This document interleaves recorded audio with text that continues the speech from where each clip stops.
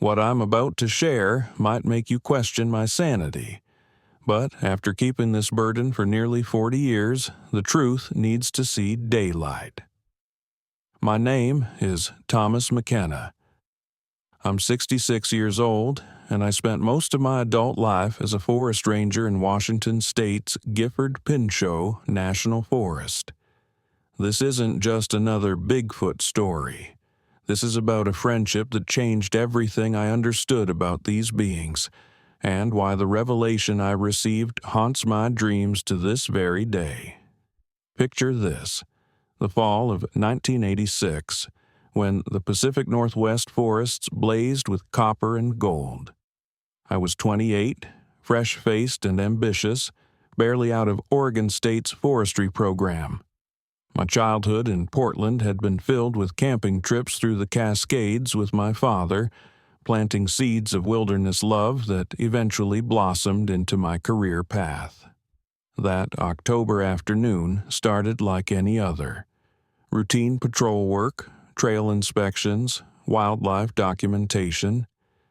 Standard ranger duties that I'd performed dozens of times before. The October air smelled of pine needles and decaying vegetation as I navigated the thick woodland. My supervisor, Bill Henderson, a weathered veteran who'd seen it all, had given me fair warning during my first week. "These woods hold secrets older than civilization itself," he'd said, warming his calloused hands on his coffee cup at the station. "Radio signals die out here. You witness something bizarre, you write it down professionally, but don't go hunting for mysteries. Nature doesn't give up her secrets easily." I'd nodded back then, dismissing Bill's words as the ramblings of someone who'd spent too long in isolation. My training had covered everything: bear encounters, mountain lion protocols, search and rescue procedures. I felt invincible, prepared for anything the wilderness could throw at me. But on October 15th, 1986, I discovered just how unprepared I truly was. The clock read 4:30 in the afternoon when daylight began surrendering to the towering Douglas firs. I'd been dispatched to investigate property destruction at a remote hunting cabin, roughly 6 miles from any marked trail. The property owners had filed a complaint about their storage shed being demolished and supplies scattered like a tornado had hit. When I reached the clearing, my trained eye immediately recognized something was wrong. This wasn't typical bear activity. Bears leave specific signatures, claw marks, certain patterns of destruction. This was something entirely different. The shed door hadn't been scratched open. It had been torn completely off its hinges with raw, terrifying power. Then I spotted them. Massive indentations in the soft forest floor surrounding the structure. Dropping to my knees, I pulled out my measuring tape and camera, my pulse quickening with each measurement I took. Here's where it gets unbelievable. These prints measured 17 inches in length and 7 inches across at their widest point. The shape was disturbingly human-like, showing 5 clear toes, but the scale was impossible. The depth told me whatever made these tracks weighed somewhere between 600 and 800 pounds. My wildlife training manual had nothing, absolutely nothing that matched this evidence. Bears leave claw impressions. These tracks showed none, just broad, flat marks resembling gigantic human footprints. For the next hour, I worked like a man possessed, photographing every angle, creating plaster molds of the clearest prints, measuring a stride length that stretched an incredible 6 feet between steps. While my professional brain cataloged data, something primal inside me screamed to run. The forest had gone deathly silent. No birds singing, no squirrels rustling, just an oppressive quiet that made my skin crawl. I'd read about this phenomenon, how wildlife falls silent when apex predators emerge. My hand drifted instinctively to the bear spray clipped to my belt. That's when the sound reached me. A vocalization unlike anything in my experience. Not quite a growl, not quite a howl, but something that vibrated through the trees themselves, originating maybe 100 yards deeper in the forest. Every hair on my body stood at attention. Training took over, and I began backing slowly toward my truck parked 50 yards down the dirt road, eyes scanning the tree line, hand hovering near my defense spray. Then movement caught my eye. Between two ancient cedars, shrouded in shadow and undergrowth, stood a figure. Initially, my brain desperately tried labeling it as another hiker in dark clothing, but as my vision adjusted and the figure shifted position, that comfortable explanation shattered into pieces. This creature stood at least 8 feet tall, possibly taller, covered entirely in dark brown hair that seemed to drink in the fading light. Its shoulders were impossibly broad, making professional linebackers look like children, and it was observing me with clear, deliberate intent. Time stopped. Every protocol I'd memorized suddenly felt worthless. This being wasn't in any handbook, any training video, any official guide. My mind finally accepted the impossible. I was face to face with something that supposedly didn't exist. The creature showed no aggression, simply stood there, half concealed, studying me. Through the shadows I could distinguish facial features. Dark eyes reflecting the dying sunlight, a pronounced sagittal crest atop its head, similar to gorillas but more dramatic. I couldn't tell you if we stood frozen for 30 seconds or 3 minutes. My photographer's instinct screamed to raise my camera, to document this earth-shattering moment, but my hands refused to obey, locked in place, one gripping my notebook, the other uselessly hovering near my spray canister. The creature vocalized again, softer this time, almost questioning. Then, with shocking speed and grace for something so massive, it pivoted and vanished into the forest depths. I heard heavy footfalls and snapping branches fading into the distance as whatever I'd witnessed retreated. The next clear memory I have is sitting behind my steering wheel, hands trembling so violently I could barely start the ignition. I drove back in a complete fog, my mind spiraling through what I'd just experienced. When I stumbled into the ranger station after sunset, Bill was still there, buried in paperwork. One glance at my ashen face, and he immediately poured coffee. "You look like death warmed over, kid," Bill observed, settling across from me. "What the hell happened out there?" My mouth opened and closed several times. How could I possibly explain? Bill would think I'd lost my mind, couldn't handle the solitude. I'd be transferred or terminated. All my dreams of ranger life would evaporate because I'd seen something impossible. "Close encounter with what I think was a bear," I lied, the words tasting like poison. "Just got spooked. I'm okay now." Bill's gray eyes studied me intensely. "You document the cabin damage?" "Yes, sir," I said, relieved at the deflection. I showed him my camera and notes, explained my photographs and measurements, the plaster casts. "The prints are unusual. Could be a large bear, but they don't match typical bear sign." Bill reviewed my notebook carefully, his expression unreadable. When he reached my description, 17 inches long, humanoid configuration, no claw marks, he went completely still. "These measurements accurate?" Bill asked quietly. "Triple-check them, sir." Bill closed the notebook and handed it back. "File your report. Document everything professionally. But Thomas..." He paused, choosing words carefully. "These woods sometimes show us things that don't fit textbook definitions. Best approach is professional documentation and an open mind." Something in Bill's tone made me look up sharply. His face remained neutral, but his eyes held recognition, maybe understanding. "Have you ever—" I started, then stopped myself. Bill stood, his back cracking audibly. 32 years I've ranged these woods, kid. I've witnessed plenty. Some made it into official reports. Some didn't." He paused at the doorframe. "Get some rest, and Thomas, if you see unusual things again, you can talk to me. Off the record." After Bill left, I sat alone, staring at my notebook. The official report wouldn't mention what I'd actually witnessed. It would discuss property damage and unusual tracks, possibly from a large bear. But in my personal journal, locked in my desk drawer, I recorded every single detail while memory remained fresh. I described the creature's size, its movements, how it had watched me with clear intelligence rather than simple animal curiosity.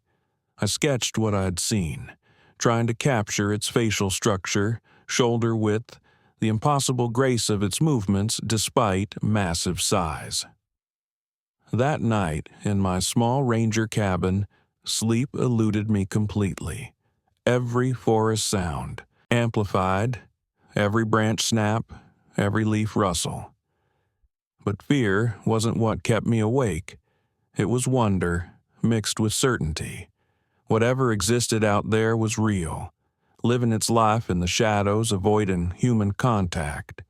And somehow, for just a few minutes, I'd been granted permission to witness it. I couldn't have known then that this October evening would redirect my entire existence.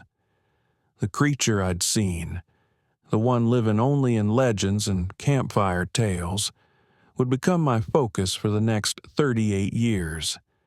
And eventually, I would learn its deepest secrets, discover why it hid from humanity with such desperate determination. That knowledge would absolutely devastate me. Are you ready to hear what I discovered? Because what comes next changes everything. The following 3 weeks consumed me entirely. Every free moment found me hunched over my field notebook, obsessing over sketches, revisiting those impossible measurements. The plaster casts sat on my desk like forbidden artifacts, evidence my rational mind still wanted to reject. I became a man possessed by research. On my days off, I made the long drive to the University of Washington Library in Seattle, losing myself for hours in the anthropology and zoology sections. I devoured every text about Pacific Northwest wildlife, indigenous folklore, and, yes, even the fringe literature about Sasquatch encounters. What emerged was a fascinating mixture. Obvious fabrications, genuine enigmas, and Native American traditions that spoke of the Sasquatch, the Zunaqua, the wild forest people who deliberately avoided human civilization. The Lumi, Snoqualmie, and other Coast Salish peoples held stories spanning generations about these beings. In their traditions, these weren't monsters. They were entities deserving respect, distance, and non-interference. They maintain their world, we maintain ours. One historical account stated, "They have no desire for our civilization and we shouldn't desire theirs." But I did desire to know more, not to capture or expose. Something deeper drove me. I needed to understand, what was its purpose in those woods? Did it live in solitude? How had its kind remained hidden for so long? And the question that burned brightest, would our paths cross again? The answer arrived on November 7, 1986. I'd begun subtly altering my patrol routes to pass that hunting cabin more frequently. Not daily. I couldn't risk raising suspicions from Bill or other rangers. But 2 to 3 times weekly, I manufactured legitimate reasons to be in that vicinity. Winter preparation checks, pre-snow condition documentation, monitoring for illegal hunters trespassing on closed land.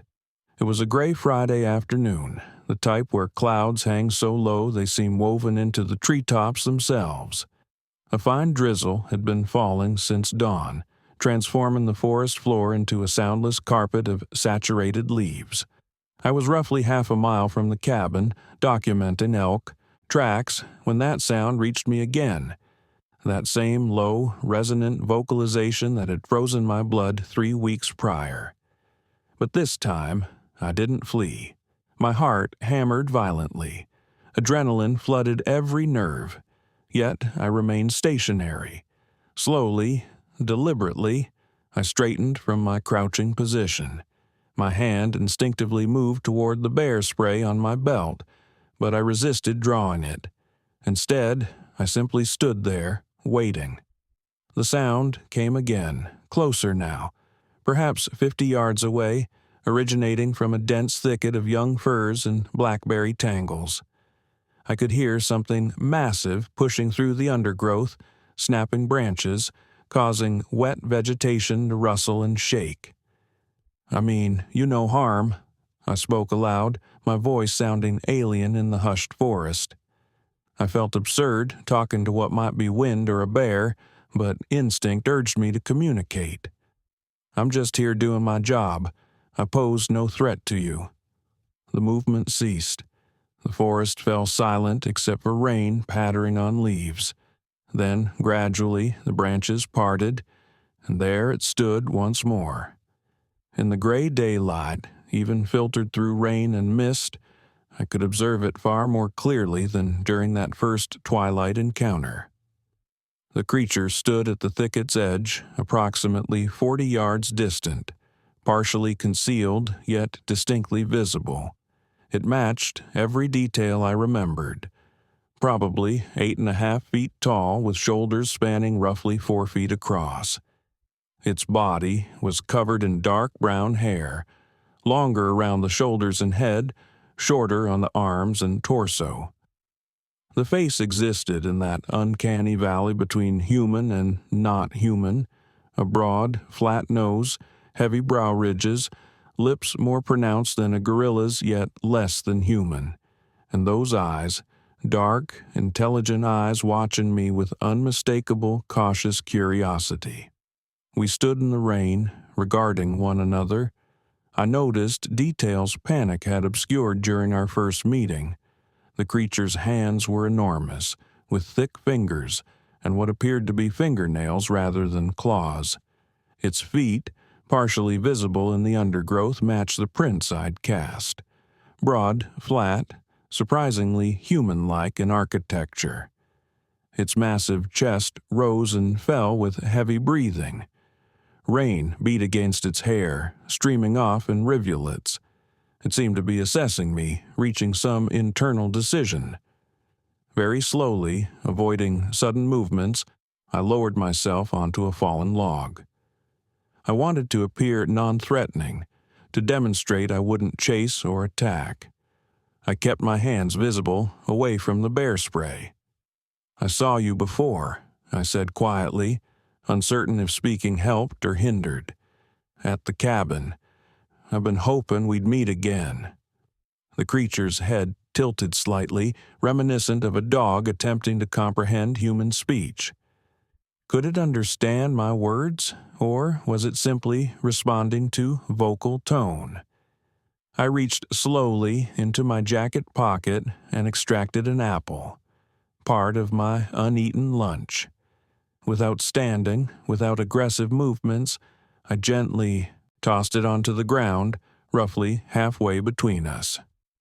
"I don't know if you eat these," I said, "but if you do, it's yours." For an extended moment, nothing happened. The creature stared at the apple, then at me, then back at the apple. I could practically see the thought process unfolding. Was this a trick? A trap? What did this strange human want? Then, with movements surprisingly graceful for something so enormous, it advanced. Not all the way to the apple. It stopped approximately 10 feet from it. Then it did something completely unexpected. It vocalized again, but differently this time. Not the low resonant sound from before, but a series of shorter sounds, almost like clicks or soft grunts. It was communicating something, though I couldn't decipher the meaning. I don't understand, I admitted honestly, but I'm listening. The creature reached down, and I realized it had been carrying something. From the undergrowth where it had emerged, it retrieved what appeared to be a branch with several huckleberry clusters still attached. With a movement that was clearly intentional, it placed the branch on the ground, then stepped backward. My breath caught in my throat. It was reciprocating. I had offered food, and it was offering food in return. "Thank you," I said, my voice cracking with emotion. Thank you so much." We remained like that for what must have been 10 minutes, though time felt both compressed and expanded. The creature eventually moved forward, snatched the apple with surprising speed, and retreated toward the thicket. It didn't consume the apple immediately. Instead, it held it, examining it, bringing it to its nose to smell. Then, with one final, prolonged look at me, it turned and disappeared into the forest. I heard its passage fading until nothing remained but rain and wind. I sat on that log for another 20 minutes, attempting to process what had just transpired. When I finally stood, my legs felt unsteady. I walked to where the creature had left the huckleberry branch and carefully picked it up. The berries were fresh, perfectly ripe. I ate one. It was sweet and delicious. That night, I added another entry to my private journal, documenting every detail of the encounter. But I also started a new section, an interaction log, because I knew somehow that this wouldn't be our last meeting. I was absolutely right. Over the following 3 months, I encountered the creature 6 more times.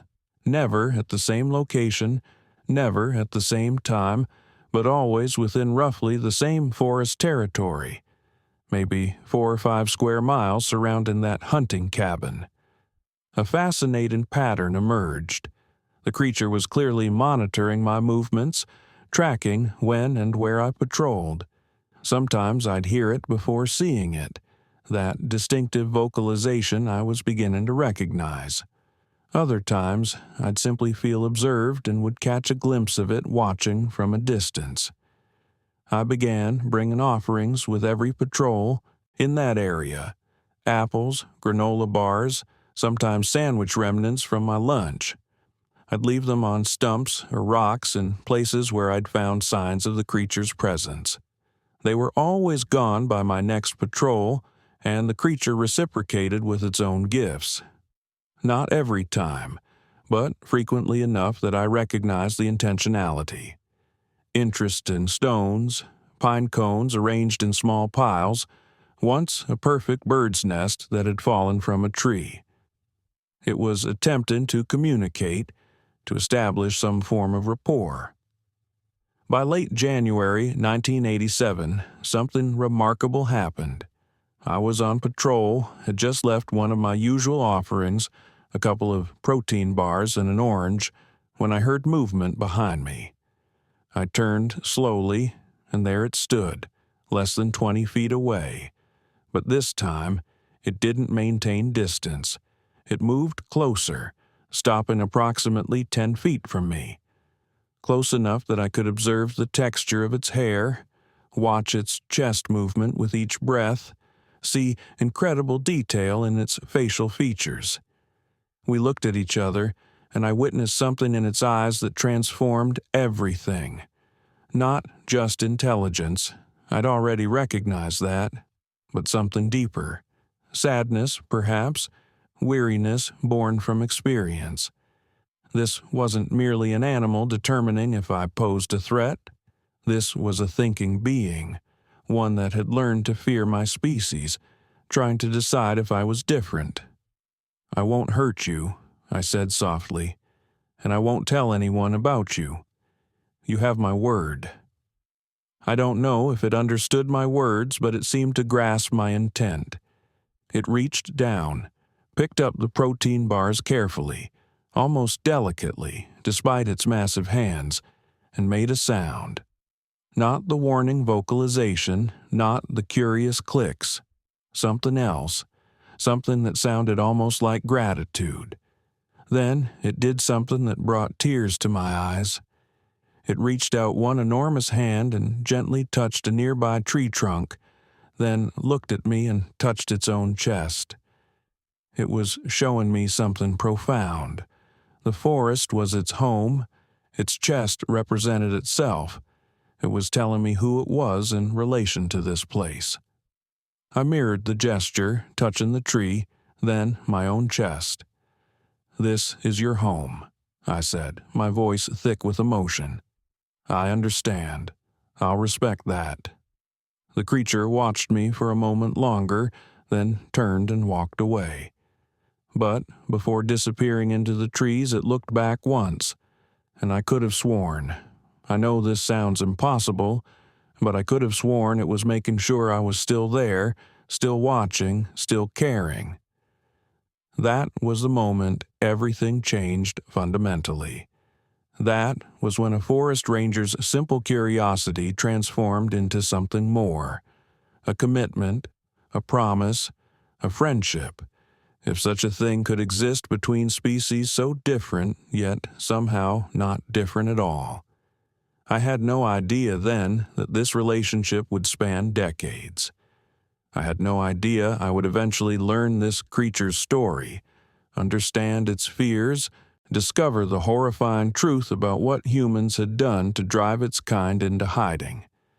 All I knew in that moment was that I'd been entrusted with something precious, a secret, a connection to something the world believed didn't exist, and I was determined to protect it, whatever the cost. Want to know what happened next?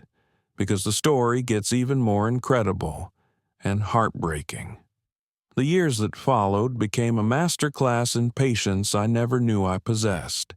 Building trust with a being that had every reason to fear humanity wasn't measured in weeks or months. It stretched across years of consistent, careful interaction. By spring of 1987, I'd established a reliable routine. 3 times weekly, I'd venture into what I'd started thinking of as our territory, that 5-square-mile section of forest where the creature seemed to make its home. I brought food offerings that varied constantly: fresh fruits, vegetables, nuts, sometimes dried meats or fish. Through trial and error, I discovered its preferences. Apples were always winners. Any type of berries were devoured eagerly. It particularly enjoyed salmon, hardly surprising given our Pacific Northwest location. I'd leave these offerings at specific locations, and gradually the creature began meeting me at these designated spots. Not every single time, but with increasing frequency. Sometimes it would observe from a distance, a dark silhouette between the trees. Other times it would approach directly, accept the food, and leave something in return. Always these small tokens: fascinating rocks with unusual patterns, shells from the river, once an absolutely perfect set of deer antlers it must have discovered. But the real breakthrough arrived in June of that year. I had reached one of our regular meeting spots, a small clearing near a creek that wound through the forest. I'd brought a bag loaded with apples, some carrots, and a large salmon I'd caught that morning in the Columbia River. I was arranging the food on a flat rock when I heard those now familiar heavy footfalls approaching. The creature emerged from the tree line, but this time something was different. It wasn't alone. My heart nearly stopped beating. Behind the large male I'd been meeting with, I'd determined it was male based on size and build, appeared a smaller figure. Still large by human standards, maybe 7 feet tall, with slightly reddish-brown fur instead of dark brown. It hung back, partially concealed behind the larger creature, watching me with obvious nervousness. "You brought someone," I said softly, keeping my voice calm despite my racing pulse. "That's wonderful. There's plenty of food for both of you." The larger creature, I'd started privately thinking of him as Old Jack, though I never spoke the name aloud, made a series of soft vocalizations toward the smaller one. It sounded almost like encouragement, reassurance. The communication between them was crystal clear, even if I couldn't understand the specifics. Slowly, Old Jack approached the rock where I'd arranged the food. He picked up the salmon, his favorite, but instead of eating it or carrying it away, he turned and offered it to the smaller creature. A female, I realized, observing the interaction more closely. His mate, perhaps? Or a sibling? She approached cautiously, eyes never leaving me. When she was about 15 feet away, Old Jack made another soft sound, and she quickly took the salmon from his hands and retreated back toward the tree line. But she didn't leave completely.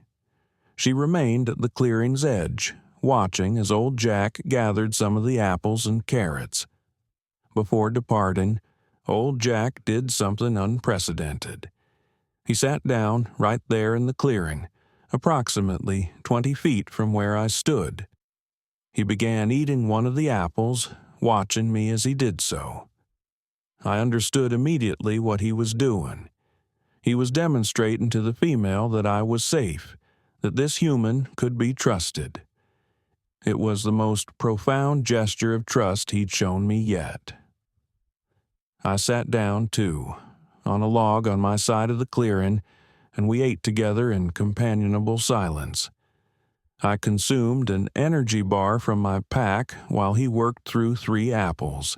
The female eventually ventured close enough to grab a few carrots before retreating again. That day marked a turning point in our relationship. Over the following months, I encountered the female several more times. She was considerably more skittish than Old Jack, always maintaining greater distance. But she was gradually growing accustomed to my presence, and I began understanding something profound. These creatures possessed social structure, relationships, possibly even families in the truest sense. As 1987 turned into 88 and then 89, my relationship with Old Jack deepened in ways I could never have anticipated. He began showing me things, not just accepting food anymore, but actively trying to communicate more complex concepts. One autumn day in 1989, he led me deeper into the forest than I'd ever ventured in that area.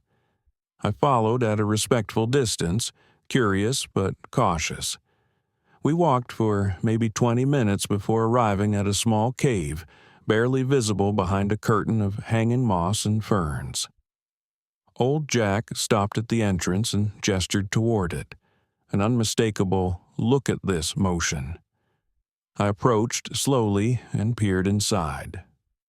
The cave was small, perhaps 10 feet deep, but dry and well sheltered. And inside were things that made my breath catch in my throat. Carefully arranged piles of food stores, nuts, dried berries, roots, a bed constructed from soft ferns and moss, and, most startling of all, tools, crude but unmistakable. Rocks that had been deliberately shaped for specific purposes, sticks worn smooth from repeated use. "This is your home," I said, looking back at Old Jack with wonder. "You're showing me where you live." He made that soft sound I'd come to recognize as affirmation. But there was something else in his eyes, something that looked almost like vulnerability. He was trusting me with his most vital secret, where he was most vulnerable, where he slept, where he kept his survival supplies. I backed away from the cave entrance immediately, understanding the gravity of this moment. "Thank you for showing me," I said earnestly. "I won't tell anyone, and I'll never come here without you. You have my absolute word." Over the next several years, our bond continued growing stronger. I learned to interpret his vocalizations, to understand the subtle differences in tone and pitch that conveyed different meanings. He learned to recognize my vehicle's engine sound, would often be waiting when I arrived in the area. We developed our own unique form of communication, part vocalization, part gesture, part intuition, born from years of interaction. By 1995, I had been meeting with old Jack for 9 years. In that time, I'd seen the female. I'd privately started calling her Sarah, though again, only in my thoughts, dozens of times. I'd witnessed what I believed were courtship behaviors between them, old Jack bringing her gifts of food, the two of them sitting together at clearing edges while I left offerings. And then, in the spring of 1995, something absolutely incredible happened. I arrived at one of our meeting spots to find old Jack waiting, but he was agitated in a way I'd never witnessed before. Pacing back and forth, making sounds I'd never heard, urgent, almost distressed. My first thought was injury, that he was hurt, or that Sarah was injured. "What's wrong?" I asked immediately, concern flooding through me. "Are you okay? Is Sarah all right?" He moved toward me, then away, then back again. He was trying to get me to follow him, and the urgency was palpable. Without hesitation, I did. He led me on a path through the forest, moving faster than usual, but checking back frequently to ensure I was keeping pace. We walked for maybe 15 minutes before he brought me to a small grove of cedar trees. And there, hidden in a nest of ferns and moss, was Sarah, and cradled in her arms, barely visible against her reddish fur, was the smallest Bigfoot I'd ever seen. A baby. They had a baby. I stopped dead in my tracks, overwhelmed by emotion so powerful it took my breath away. Sarah looked at me with eyes that held both fierce protectiveness and something else, perhaps hope that I would react appropriately to this sacred moment. "Oh my God," I whispered, tears immediately springing to my eyes. "You have a baby." The infant couldn't have been more than a few days old. Its eyes were barely open, and it clung to Sarah with tiny hands that were perfect miniatures of its parents' massive ones. Its fur was lighter than both parents', almost golden brown, soft and downy. Old Jack moved to position himself between me and his family. Not aggressively, protectively, he made a soft sound, and I understood the communication perfectly. "Look, but don't approach." "I understand," I said, my voice thick with emotion, threatening to spill over. "Congratulations to both of you. This is absolutely wonderful." I stood there for perhaps 10 minutes, just watching from a respectful distance as Sarah cradled her infant, as old Jack stood guard over his family. Then, understanding that I'd been privileged to witness something sacred, something intensely private, I slowly backed away. Before I left, old Jack followed me a short distance. When we were out of earshot of Sarah and the baby, he did something remarkable. He placed one of his massive hands on a tree trunk, then on his chest, the gesture we'd established years ago for home or self. Then he pointed back toward where his family waited and made the softest, most gentle sound I'd ever heard from him. He was telling me about his family, about what they meant to him, about love, in a language that transcended species barriers entirely. "I'll protect them," I promised him, meaning it with every fiber of my being. "I'll protect all of you, always." And I meant it absolutely. Over the following months and years, I watched that baby grow. I witnessed its first wobbly steps, watched it learn to forage for food, saw old Jack teaching it which plants were safe to eat, how to catch fish from the streams with patient, deliberate movements. It was like being granted a window into a world that shouldn't exist, a secret the forest had guarded for thousands of years.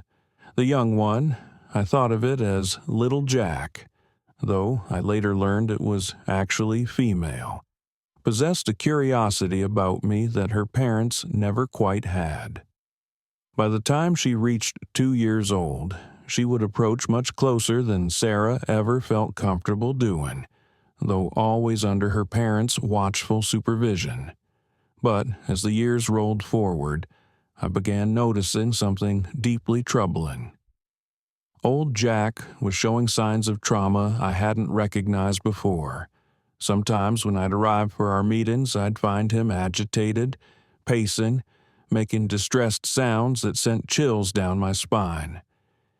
He'd lead me to areas of the forest where there were signs of human activity, old campsites, trash that had been left behind, once even a hunting blind that had been constructed in a tree.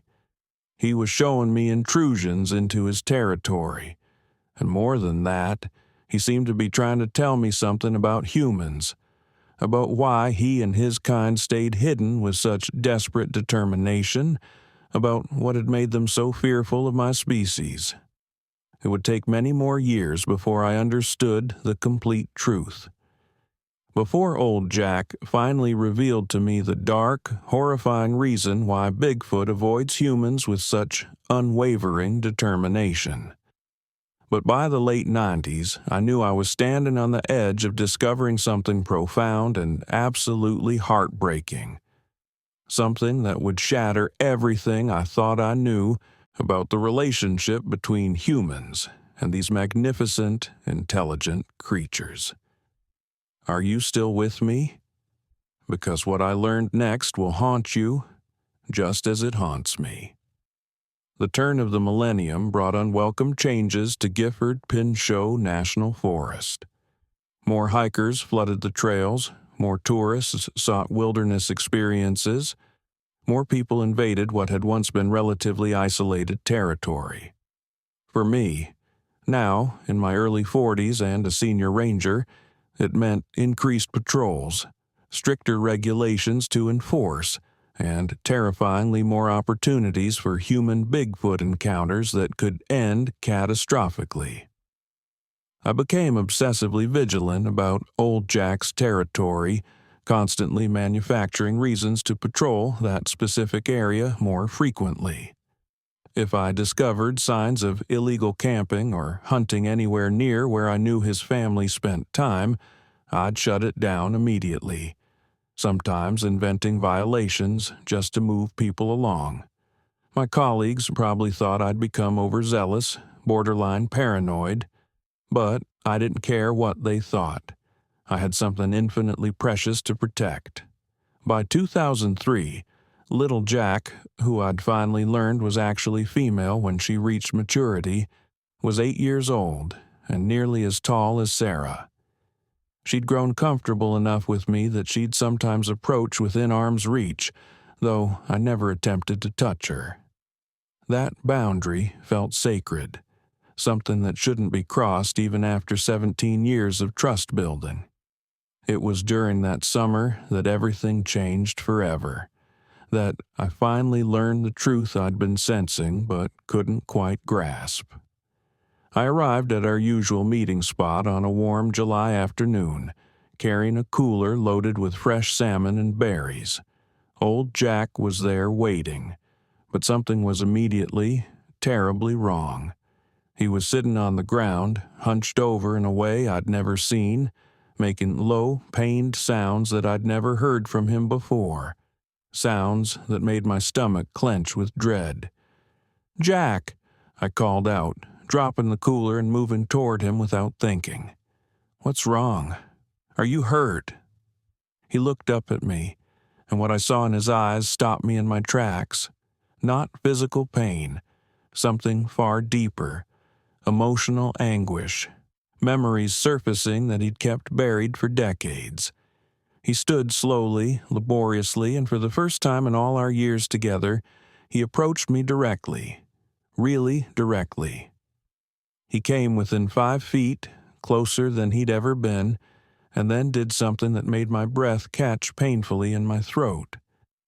He turned his back to me and lifted his left arm. His fur, which usually lay smooth and thick, was disrupted along his left side. And underneath, visible through the thinner hair in certain places, were scars. Deep, old scars that ran in parallel lines across his ribs and down his back. They were partially concealed by fur that had grown back over them, but once I knew to look, they were unmistakable. Horrifying. "Oh my God," I whispered, my voice breaking. "Jack, what happened to you?" He turned back to face me and began communicating in a way he never had before. Using gestures, vocalizations, and a form of pantomime, he started telling me his story, the story he'd carried alone for so many years. He pointed to himself, then held his hand low to the ground, indicating he'd been young. Then he held up both hands with fingers spread, representing many individuals. A group, a family. My heart began sinking as understanding crept in like ice water through my veins. He'd had a family before Sarah, before I ever met him.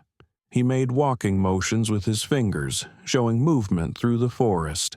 Normal life, peaceful existence. Then he stopped abruptly and crouched low, making himself small, hiding. He pointed to his eyes, then gestured outward, watching something, seeing something terrible. Then he formed his hands into the unmistakable shape of a gun. I felt like I'd been physically punched in the stomach, all air leaving my lungs. "Hunters," I said, the word barely escaping my throat. "Hunters found your family." He made an affirmative sound, but there was such raw, devastating pain in it that tears immediately sprang to my eyes. He continued his story, showing me through gesture what words could never adequately convey. His family had been attacked without warning. He'd been young, maybe equivalent to a teenager in his species' development.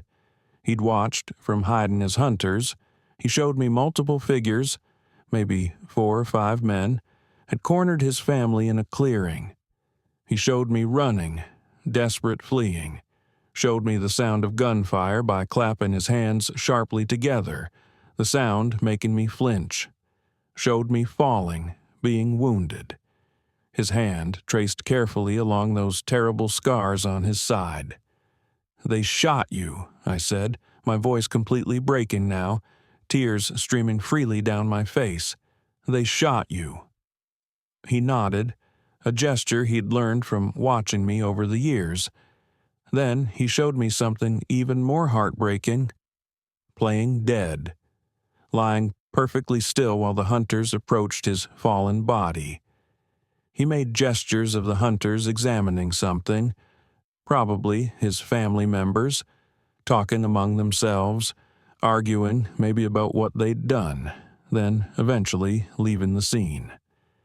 He'd survived by pretending to be dead.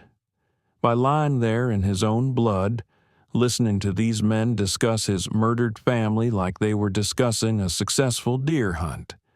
But his family hadn't survived. Old Jack's massive shoulders shook with grief that had never healed, never diminished. He made a sound of such profound loss that I couldn't help myself. I took a step closer and placed my hand on a nearby tree, using our gesture for, "I'm here. I understand. I'm with you."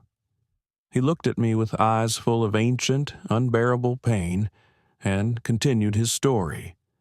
He showed me staying hidden for days, watching from the shadows as more humans came. Different ones, this time. He gestured at clothing that looked official, maybe uniforms. Government people, perhaps. They'd taken the bodies away, covered everything up, made the whole incident disappear like it never happened.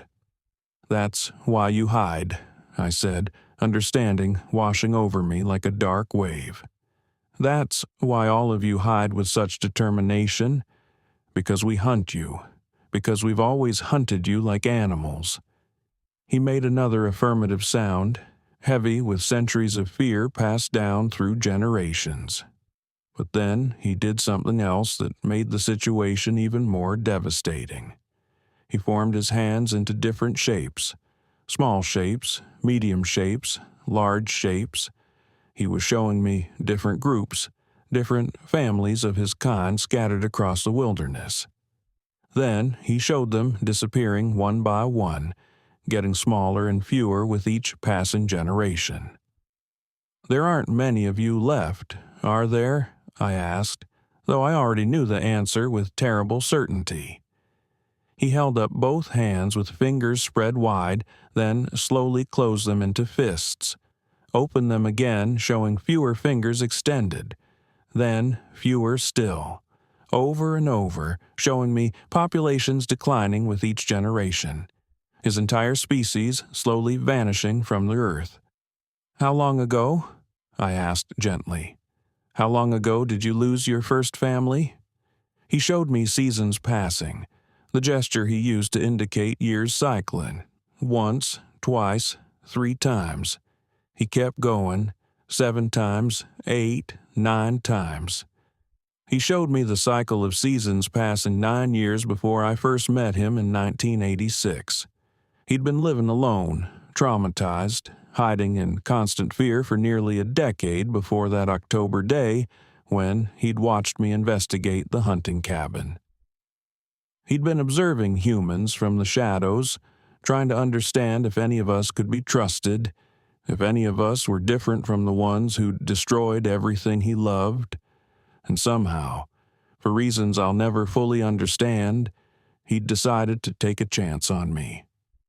"I'm so sorry," I said, tears streaming freely down my face now, my voice choked with emotion. "I'm so incredibly sorry for what they did to you, for what my species has done to yours for generations."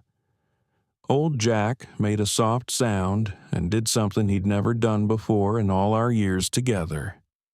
He reached out one massive, gentle hand and touched my shoulder, just for a moment, then pulled back.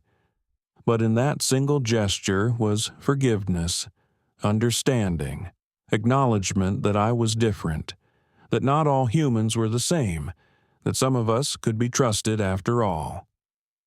He pointed to himself, then to Sarah in the distance, and showed me little Jack's size when she was born. He'd found Sarah years after the attack, both of them alone, both survivors of similar traumas. They'd formed a new family together, found a way to keep living despite the horror and constant fear. But the scars remained, physical and emotional. The memories remained, vivid and painful. The terror that drove them deeper into the shrinking wilderness remained, always present. Over the next several visits, old Jack revealed even more devastating truths. He showed me other signs he'd found in the forest over the years. Spent bullet casings hidden in the undergrowth, broken hunting equipment abandoned near their territories, places where others of his kind had been hunted and killed. He led me to a hidden valley deeper in the mountains where he indicated others sometimes gathered. A sanctuary of sorts, though he showed me it was getting harder and harder to reach safely as roads and human development crept steadily closer. Then he showed me something that absolutely shattered me. Hidden away in a waterproof container in his cave were old newspaper clippings and photographs. Yes, actual photographs that he'd collected painstakingly over the years. Evidence of his kind being hunted, being displayed as trophies, being treated as monsters instead of the intelligent, peaceful, feeling beings they truly were. The clippings were from the 1960s and 70s, yellowed with age and carefully preserved. Headlines screaming about Bigfoot hunting expeditions and Sasquatch bounties offered. Photos of men with rifles, grinning proudly as they posed in the forest, bragging about their hunts. Some articles described creatures that had been killed, though the bodies were always mysteriously lost or confiscated by authorities before any real examination could occur. "They've been hunting you for sport," I said, my voice hollow as I looked at the evidence he'd so carefully preserved. "For trophies, for proof, for money, for fame." He nodded solemnly, then showed me something even worse through gesture: capture, cages, laboratories. Some of his kind hadn't just been hunted and killed, they'd been captured alive and taken away. He didn't know where or by whom exactly, but he knew it had happened. The fear of it was passed down through the remaining families like inherited trauma, a terror that kept them nocturnal, kept them silent, kept them hidden in the deepest wilderness. I understood then, with crushing clarity, why Bill Henderson had reacted the way he did all those years ago when he'd seen my first report. Why he'd told me that some things didn't make it into official records. He'd known. Maybe he'd even seen evidence himself over his 30-plus years as a ranger. The government, or parts of it, knew these creatures existed, and for reasons I could only guess at, to prevent public panic, to protect corporate logging interests, to maintain control over the narrative, to avoid uncomfortable questions, they kept it secret. And in that official secrecy, Bigfoot had no protection whatsoever. No rights, no acknowledgement of their existence that might make killing them murder instead of just an unusual form of hunting. They were ghosts, legally and literally, unable to be protected because they didn't exist. "I'll protect you," I promised old Jack again, but this time with complete understanding of what I was protecting them from. "I'll keep your secret safe. I'll watch over your territory with everything I have, and I'll teach little Jack to be careful, to stay hidden, to survive in a world that wants to destroy her." He touched my shoulder again with that same gentle gesture: gratitude, trust, hope. Then he gathered up the newspaper clippings and photographs, carefully placing them back in their waterproof container. Evidence of a genocide that no one would acknowledge. Proof of a species being systematically eliminated while the world pretended they didn't exist. As I left the forest that day, I felt the crushing weight of what I'd learned pressing down on me like a physical burden. For 17 years, I'd been feeding a friend, building a relationship I treasured deeply. But I'd been naive about what that friendship meant in the larger, darker context. Old Jack hadn't just been accepting my food and company all those years. He'd been teaching me, preparing me to understand the full truth, making absolutely sure that at least one human knew what was really happening, so that maybe somehow that truth wouldn't die completely with him and his vanishing kind. I drove home in complete silence, my mind racing with questions I couldn't answer. How many were left in the world? How long before they were gone entirely, erased from existence? What could one forest ranger possibly do against the forces that had been hunting them for generations? But I knew one thing with absolute certainty. I would do whatever I could for old Jack, for Sarah, for little Jack, and for whatever others remained hidden in the deep forests. They deserved to exist. They deserved to be left in peace. They deserved to live without constant terror. And I would spend the rest of my career, the rest of my life, making sure that in at least this one corner of the wilderness, they would be safe. But, as you'll see, that promise would be tested in ways I never imagined. The years rolled forward, quiet on the surface, but heavy beneath. I never spoke of old Jack's story to anyone. Not to my wife, who knew I took my ranger work seriously but never understood why I'd come home some evenings with red-rimmed eyes. Not to my closest colleagues who joked about my obsessive patrol patterns. Not even to Bill Henderson in his final years before retirement, though I suspect he knew more than he ever said. This wasn't secrecy for secrecy's sake. I understood now, with crystal clarity, that speaking their truth carelessly could mean absolute extinction. One careless word to the wrong person, and someone with malicious intentions could trace my patrol logs, investigate the region systematically, and destroy everything they had left in a matter of days. By the time 2010 arrived, I had spent 24 years guarding that family. 24 years of meeting the same towering figure beneath ancient cedars, of exchanging offerings that had become ritual, of watching little Jack transform from a curious infant into a confident young adult. Her fur had darkened to a deep, beautiful russet color, and she moved with a grace and confidence that could only come from parents who'd taught her every hidden trail, every freshwater pool, every scent carried by the shifting winds. I watched her learn to fish in the Lewis River with a skill that took my breath away, slipping silently between moss-covered rocks, catching salmon with motion so fluid and practiced they seemed like choreographed art passed down through countless generations. Old Jack would watch from the riverbank, chest forward, unmistakably proud. Sometimes he'd glance toward me as if making absolutely sure I was witnessing what he was witnessing. Proof that his lineage continued despite everything that had tried to erase them from existence. By then, I wasn't just feeding a creature anymore.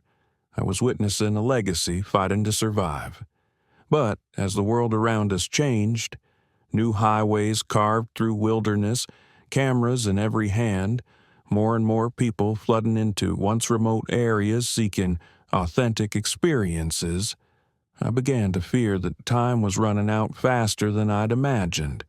More than once, I intercepted hikers heading toward Old Jack's territory and convinced them to try different trails, inventing trail closures or fabricating safety hazards to redirect them. A few times, I discovered hunters setting up blinds dangerously close to where I knew the family spent time. I confiscated equipment without proper authority, wrote questionable tickets, even threatened to report them for poaching violations when technically no laws covered what they were doing. But every year, I saw more evidence of human intrusion creeping closer. And every year, Old Jack grew visibly more tense, more vigilant, more afraid. Sometimes he'd bring me branches snapped cleanly in half, his established signal that strangers had been near. Other times he'd show me fresh impressions in the mud, boot prints, and look at me with that same haunted fear that had first surfaced when he'd shown me his scars all those years ago. One late autumn night in 2012, I heard him before I saw him, and the sound made my blood run cold. I'd been hiking through dense fog, my truck's headlights cutting weakly into the oppressive quiet. His call came from somewhere beyond the creek, low, trembling, urgent. I had never heard him sound genuinely afraid for himself, only for others. I hurried toward the sound, my heart hammering. The forest was unnaturally silent. No owls hooting, no insects chirping, just thick mist and the distant, muted hum of river water flowing over rocks. Old Jack emerged from behind a cluster of massive Douglas firs, shoulders tensed, posture braced for danger. He gestured urgently for me to follow, a motion I'd seen only once before, the day he'd shown me little Jack for the first time. My chest tightened with dread. Something was terribly wrong. We hiked for nearly 20 minutes, deeper than I'd ever gone without his direct guidance. Even in the fog, he moved with absolute confidence, checking behind him frequently to ensure I kept pace. Finally, we reached a clearing I didn't recognize, one he'd kept hidden from me all these years. There, seated awkwardly on the ground and leaning against a fallen log, was Sarah. Her usually bright, alert eyes looked dull and unfocused. She was breathing shallowly, laboriously. Her fur clung wetly to her side where blood, dark and already drying into sticky clumps, had matted through. My stomach dropped sickeningly. She had been shot. Old Jack lowered himself beside her, making soft, rhythmic sounds. Reassurance, comfort, love. Little Jack knelt on the other side, her huge hands trembling visibly as she tried to clean the wound with soaked moss, doing everything she knew how to do. I took careful steps forward, keeping my movement slow and deliberate. "I'm here. I'm here," I whispered, though I knew my words meant little in this moment. Still, old Jack looked at me with something desperate and pleading in his eyes, an expression that said, "You're the only human I trust. Please help us." I knelt carefully, examining the wound without touching Sarah directly. The bullet had torn through muscle tissue, high enough to miss vital organs but low enough to cause severe blood loss and potentially crippling damage. A hunting round, probably still lodged deep inside. Sarah exhaled a soft noise that sounded almost like an apology, as if she felt guilty for putting her family in danger. Little Jack's massive hand brushed her mother's cheek tenderly, and in the dim, fog-filtered moonlight, I understood with devastating clarity. I wasn't just witnessing an injury. I was witnessing fear rooted deep in history, fear of a cycle repeating itself, fear that had haunted old Jack since he was young. Whoever had done this was somewhere close, and they would likely return to track their wounded prey. I didn't have proper medical tools, not out here in the wilderness, and even if I had them, I'd never done more than assist park veterinarians with tranquilized bears and elk. But I knew infection when I saw it. I knew wounds, and I knew, painfully, that standard help was absolutely not an option. Taking Sarah to a hospital would expose their existence and sign all their death warrants. "I need to clean this wound properly," I murmured, more to steady myself than anything. Old Jack lowered his massive head in acknowledgement, trust, despite everything. I fetched my canteen and soaked a clean cloth, then began carefully cleaning the matted fur just to assess the full extent of bleeding. Sarah trembled with each pass of the cloth. I spoke softly, steadily, keeping my tone as calm as possible. Little Jack watched my every movement with intense focus, absorbing everything, learning how to care for wounds in case this ever happened again. The bullet round was embedded deep. I didn't dare attempt extraction, not with my bare hands, not here. Removing it without proper tools could kill her faster than leaving it in. "We have to keep it clean and prevent infection," I said, uncertain whether I was reassuring them or desperately trying to convince myself I could help. "I'll bring proper supplies, medicine, antiseptic, antibiotics if I can get them." Old Jack made a low, steady sound, agreement mixed with gratitude. When I finished the initial cleaning, Sarah let out a faint, shuddering exhale. Relief, exhaustion, or perhaps just acknowledgement that someone was trying to help. Little Jack helped adjust a bedding of thick, soft ferns beneath her mother's body to make her more comfortable.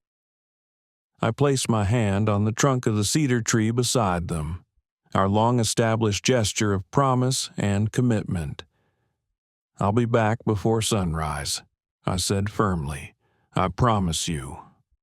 I hesitated only a moment before running through the fog, branches slapping against my arms, lungs burning with exertion and fear. I reached my truck and drove like a man possessed back to my cabin. If anyone saw me at this hour, I had explanations rehearsed. Routine medical emergency, wildlife rescue operation, anything plausible. But thankfully, the roads were completely empty. Inside my cabin, I grabbed everything useful I had: medical gauze, antibiotic ointment, iodine solution, pain relievers that I ground into fine powder, my sharpest hunting knife sterilized with flame, clean blankets. I turned to leave and froze completely. My cabin window facing the tree line was open, standing wide open. I never, ever left it open, especially at night. A sheet of notebook paper lay on the kitchen counter, placed deliberately where I'd see it immediately. At first, I thought perhaps it was something I'd left out myself, maybe a reminder note. But the handwriting wasn't mine. It was bold, heavy strokes, like someone completely unused to writing with a pen. The message was short, chilling. Don't go back there. My blood ran ice cold. I checked the door locks frantically, intact, undamaged. Nothing appeared stolen. No vehicles visible outside. But someone had been inside my home. Someone who knew exactly what I was doing. Someone who knew about old Jack's family. I grabbed my supplies anyway, my hands shaking now, and returned to the forest immediately. The fog remained thick when I returned, though the eastern horizon had begun cracking open with the first silver hints of approaching dawn. I made my way back to the hidden grove as quietly as humanly possible, praying desperately that no one had followed me. Old Jack met me halfway, towering and restless, every muscle in his body coiled tight with tension. He ushered me quickly to Sarah, his eyes constantly scanning the tree line. Not watching me, not watching his family, but watching the forest itself for threats. He knew danger intimately, better than anyone. Sarah didn't look good. Breathing remained shallow, eyes barely open, skin hot with the beginning of fever. Little Jack held her mother's hand, rocking slightly in a movement I'd seen human children make when frightened and helpless. I started working immediately, not wasting a single second. Clean water, iodine, careful application of antibiotic ointment, fresh gauze wrapped securely. The wound responded somewhat. Bleeding slowed, breathing steadied fractionally. Not healed, not safe, but stabilized for now. All the while, old Jack watched the tree line with laser focus. Not me, not Sarah, the forest, the darkness, the unknown threat lurking somewhere out there. He knew danger was coming. He could sense it the way animals sense earthquakes before they strike. When I finished bandaging, he let out a sound, soft, grateful, but still deeply worried. Little Jack pressed her forehead gently against Sarah's in a gesture of pure love and desperate hope. The family huddled close together, breathing as one unified being. I was about to leave them to rest when a new sound shattered the fragile quiet like breaking glass. A branch crack, sharp, deliberate, unmistakably human in origin. 3 dark silhouettes emerged slowly through the swirling fog, materializing like phantoms from another world. Human, male. They moved with practiced confidence, with purpose. They carried rifles held tight to their chests, boots sinking into the moss-covered soil with predatory certainty. The hunters had returned to finish what they'd started. And now we were all in terrible danger. They emerged from the fog like vengeful spirits. 3 men dressed in camouflage hunting gear, rifles slung with practiced ease across their chests, boots leaving deliberate impressions in the moss-covered earth. Their faces were hard, weathered, eyes sharp and calculating as they scanned the clearing with the confidence of men who'd done this many times before. The tallest one lifted a pair of high-powered binoculars to his eyes, and even through the thick haze, I knew the exact moment he spotted old Jack. His entire body went rigid, breath catching audibly. "There," he whispered hoarsely to his companions, voice trembling with a mixture of fear and exhilaration. "Jesus Christ, there it is."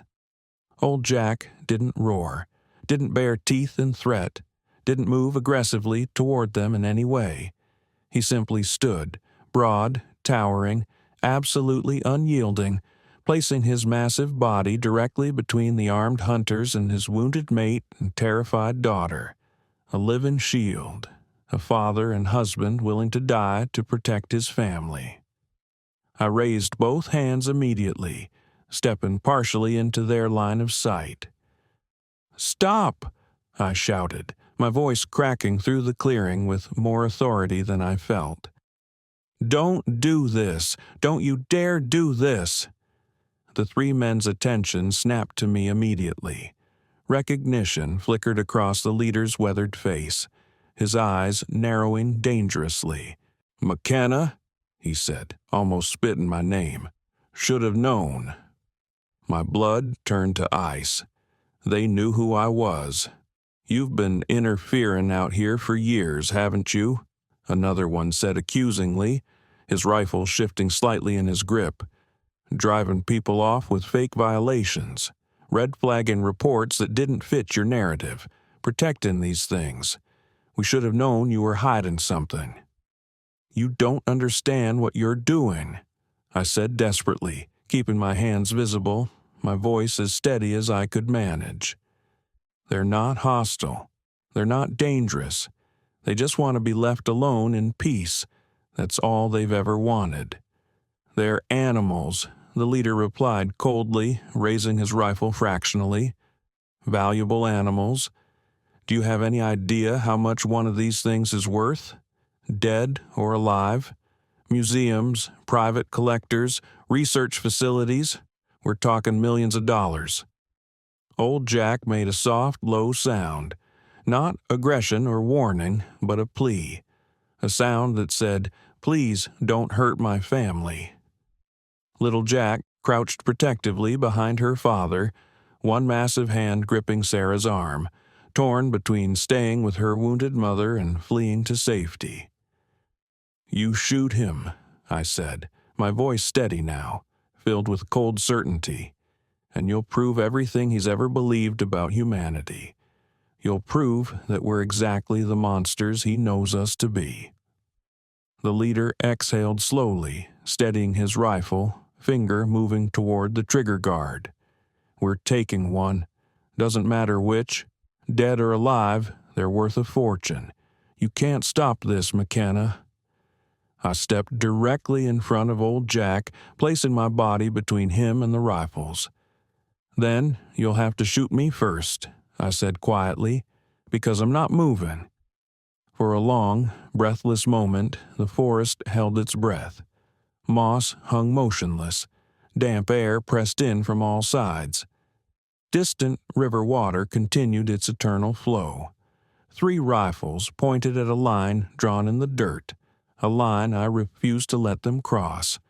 The leader's jaw clenched visibly, muscles working beneath his skin. He didn't raise his weapon higher, but he didn't lower it either. The standoff stretched into painful seconds that felt like hours.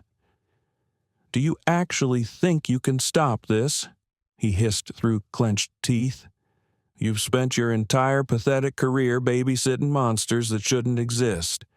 But you're just one man, McKenna, one aging man. You'll retire eventually, or you'll die, and all this goes away. These things will be hunted down and eliminated or captured. It's inevitable." I kept my voice quiet, but every word carried the weight of 2 decades of friendship, of trust, earned inch by painful inch.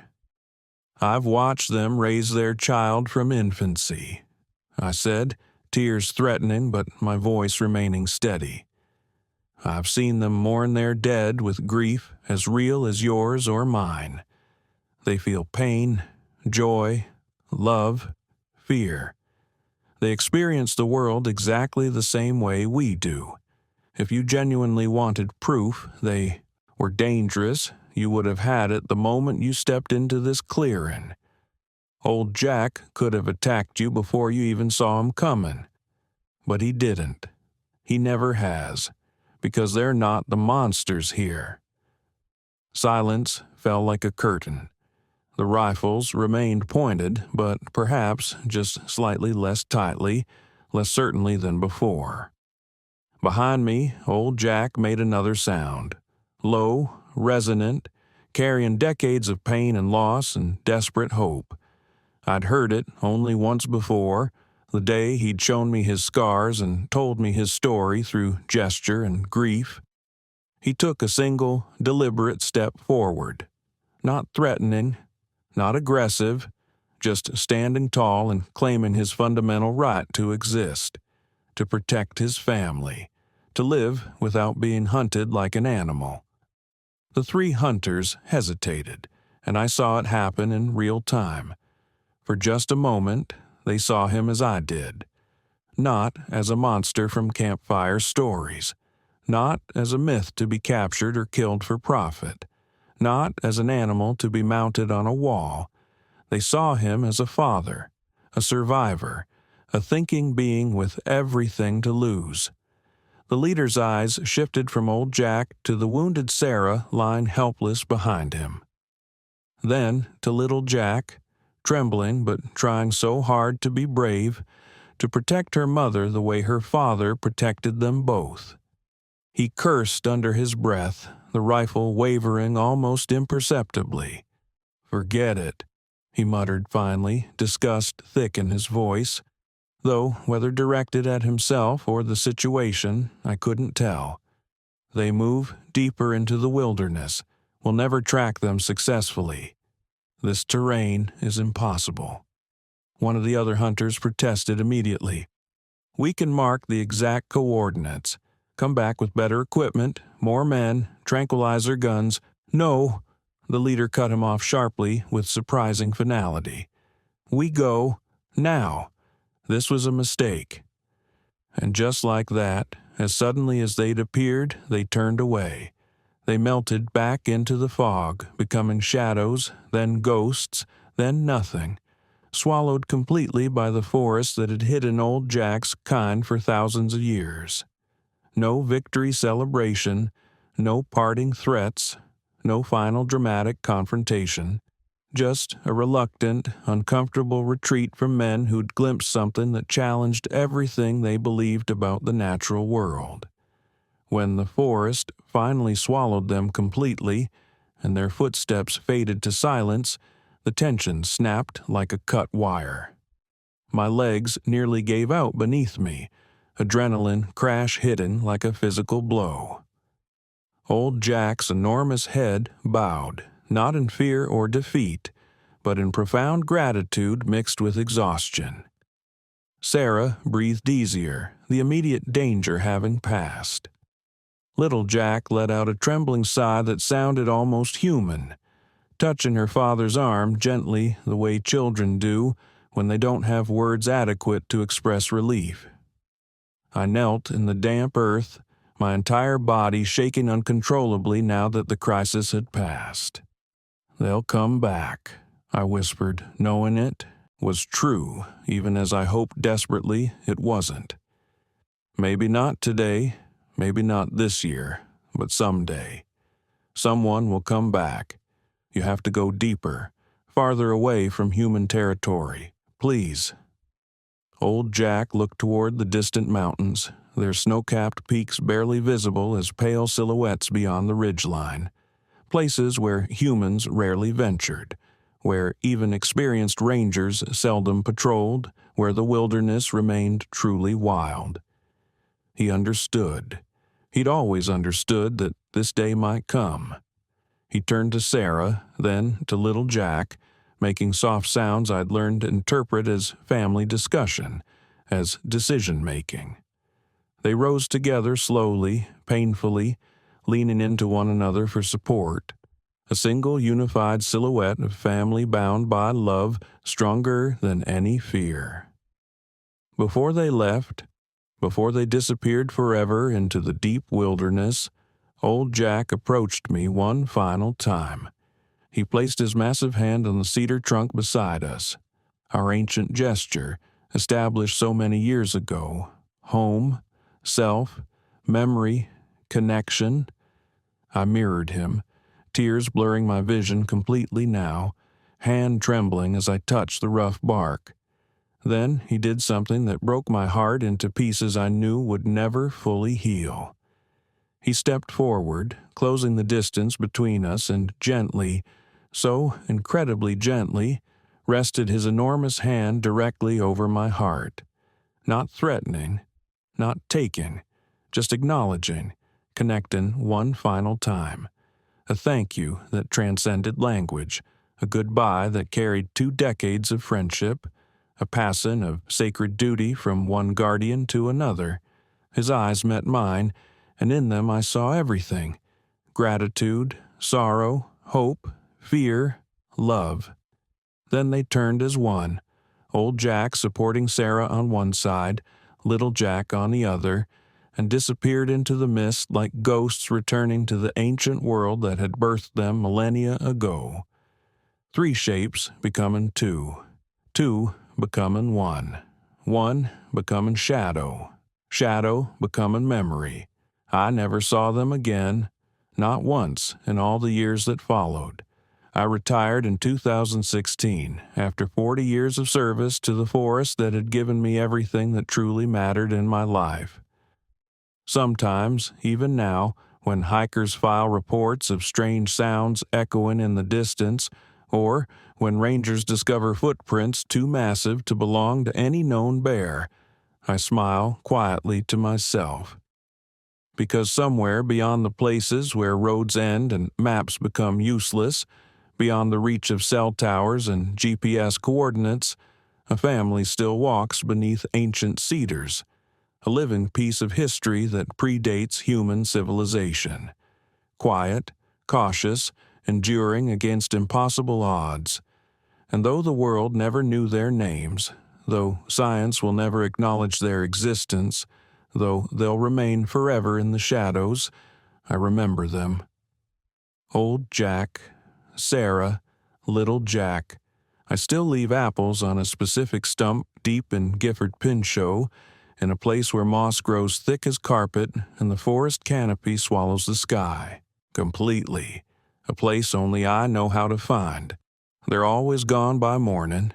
Maybe it's deer helping themselves to an easy meal. Maybe it's raccoons grateful for the offering. Maybe it's nothing but my imagination and desperate hope. Or maybe, just maybe, it's a promise being kept across the years. A connection that death and distance cannot sever. A friendship that asks nothing and gives everything. Because some secrets aren't meant to be solved, documented, or exposed to harsh daylight. Some secrets are meant to be honored, protected, and carried in silence until your final breath. This is mine. And now, against my better judgment, against every instinct that kept them safe for nearly 40 years, it's yours too. Please, if you ever find yourself in those deep woods, if you ever catch a glimpse of something that shouldn't exist, if you ever hear sounds that don't match any animal in the guidebooks, just walk away. Leave them in peace. Let them fade back into the shadows where they're safe. They've earned that much from us, don't you think? After everything we've taken from them, it's the very least we owe them. The very least.